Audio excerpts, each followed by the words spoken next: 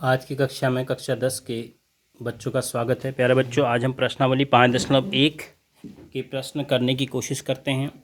पहला प्रश्न है, निम्नलिखित स्थितियों में किन स्थितियों में संबद्ध संख्याओं की सूची एपी है और क्यों। पहला सवाल उसका दिया है, प्रत्येक किलोमीटर के बाद टैक्सी का किराया प्रथम किलोमीटर के लिए किराया 15 रुपया है और प्रत्येक अतिरिक्त किलोमीटर के लिए किराया 8 रुपये है। तो प्रत्येक किलोमीटर के बाद यानी 1 किलोमीटर के बाद कितना किराया होगा, 2 किलोमीटर के बाद कितना होगा, 3 किलोमीटर के बाद कितना होगा, ये हमने निकालना है। तो पहला किलोमीटर का दिया है, तो आप सोचिए प्रथम किलोमीटर के बाद किराया क्या होगा। किराया बराबर रुपया 15, ये उसने दिया है।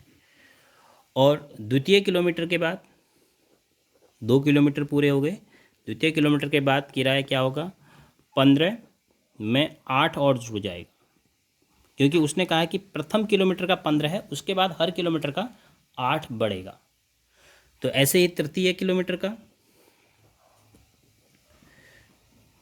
3 किलोमीटर के बाद किराया कितना होगा आपका 23, 2 किलोमीटर के बाद था, 8 और देंगे तो कितना हो जाएगा 31। तो इस प्रकार अगर मैं सूची बनाऊं तो पहले किलोमीटर के बाद सूची बनाऊं, किराए की सूची कैसी बनेगी। पहले किलोमीटर के बाद कितना किराया 15, दूसरे किलोमीटर के बाद कितना किराया 23, तीसरे किलोमीटर के बाद कितना किराया 31, चौथे किलोमीटर के बाद कितना किराया, फिर 8 जोड़ देंगे 39, तो फिर 8 जोड़ देंगे 47। तो इस प्रकार से ये जो सूची है ये क्या बनी, इसको हमने अब अध्ययन करना है कि एपी है कि नहीं है। प्रथम पद 15 है, द्वितीय पद 8 ज़्यादा, तृतीय पद फिर 8 ज़्यादा, तो समान अंतर है पदों का, तो इसलिए क्या एपी है। और क्यों है, क्योंकि इसके कोई भी दो क्रमागत पदों के बीच का अंतर 8 है। ठीक है, अब आप लिखोगे यह एपी है क्योंकि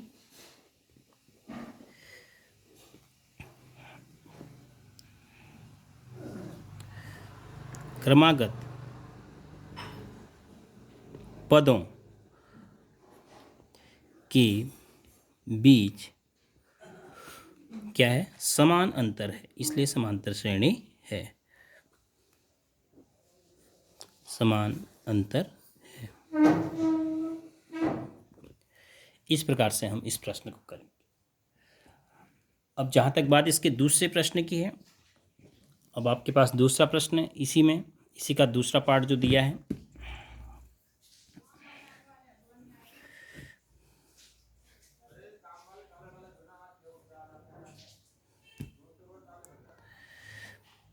दूसरा, किसी बेलन में उपस्थित हवा की मात्रा, देखो क्या प्रश्न है, किसी बेलन में उपस्थित हवा की मात्रा जबकि वायु निकालने वाला पंप प्रत्येक बार बेलन की शेष हवा का 1/4 भाग निकाल देता है। जो शेष हवा है उसका 1/4 निकाल देता है, तो कितनी मात्रा उसमें शेष रहेगी।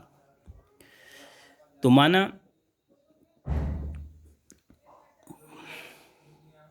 प्रारंभ में हवा, सबसे पहले माना प्रारंभ में हवा मान लेते हैं हम,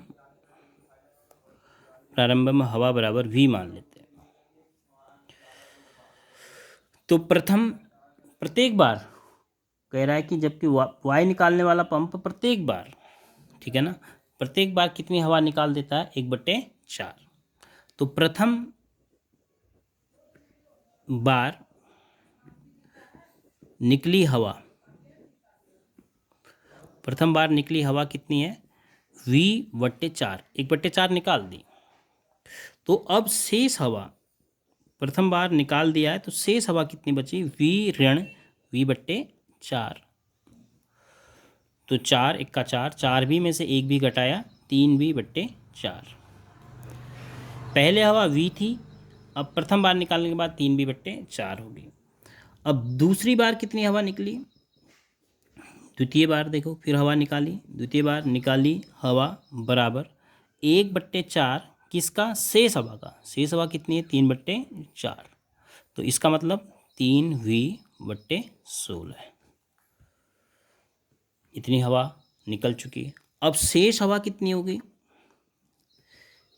शेष हवा होगी थी कितनी हवा? 3v/4 थी, उसमें से कितनी निकाल दी? 3v/16 निकाल दी। तो कितनी बची? लॉस हो गया 16, 4 चक्को 16, 4 तियाँ 12, 12v ऋण 3v, तो बराबर कितना हो जाएगा? 9v/16। अब जो शेष हवा है, शेष हवा सूची रूप में, सूची अनुसार अगर हम शेष हवा को लिखते हैं, सर्वप्रथम कितनी थी?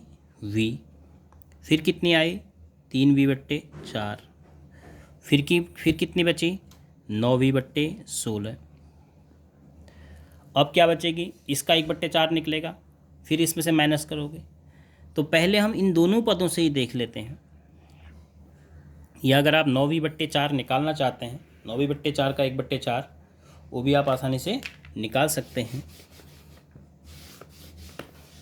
ऊपर वाले पोर्शन में मैं आपको बता दे रहा हूँ। देखो 9v,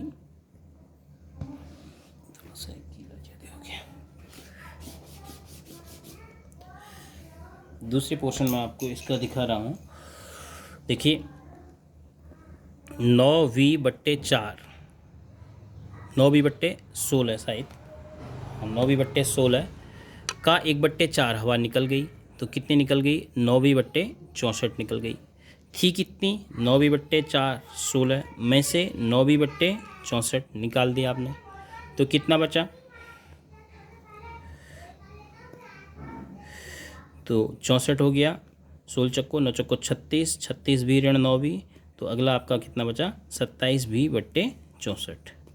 तो अगली टर्म आपके पास यहाँ पर कितनी बच रही है? 27v/64।